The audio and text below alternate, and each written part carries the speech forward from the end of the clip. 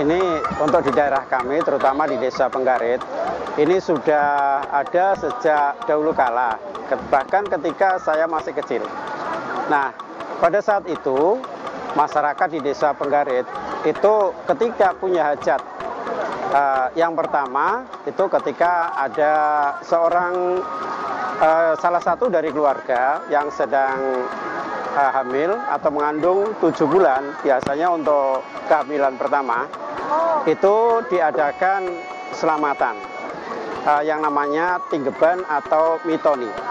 Dalam acara itu ada kegiatan membuat rujak dari buah-buahan yang pembuatannya itu ditumbuk.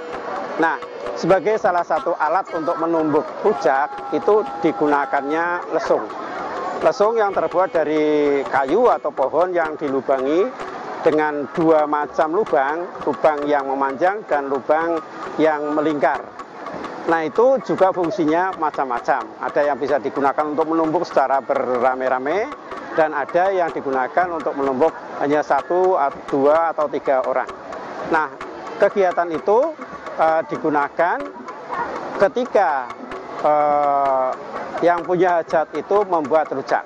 Nah, sebagai rasa syukur, setelah kegiatan atau pekerjaan itu selesai, maka para pembuat rujak itu kemudian menghibur diri dengan menabuh lesung yang berirama dengan tetembangan yang menyenangkan.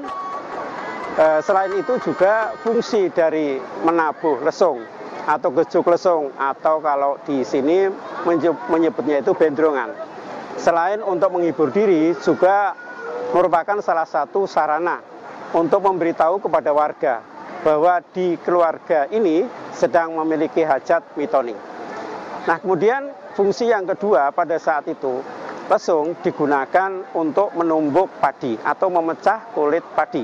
Karena pada saat itu belum ada alat modern seperti rice mill. Sehingga digunakannya lesung untuk memecah kulit padi menjadi beras, kemudian membersihkan beras atau dengan cara menyosok. Nah, lubang yang panjang digunakan untuk memecah kulitnya, sedangkan lubang yang melingkar itu digunakan untuk menyosok atau membersihkan beras yang sudah dipecahkan. Nah, itu terjadi sejak lama, khususnya di Desa Penggarit. Dan mungkin di Jawa Tengah ini, di beberapa daerah juga mungkin ada yang namanya gejok lesung.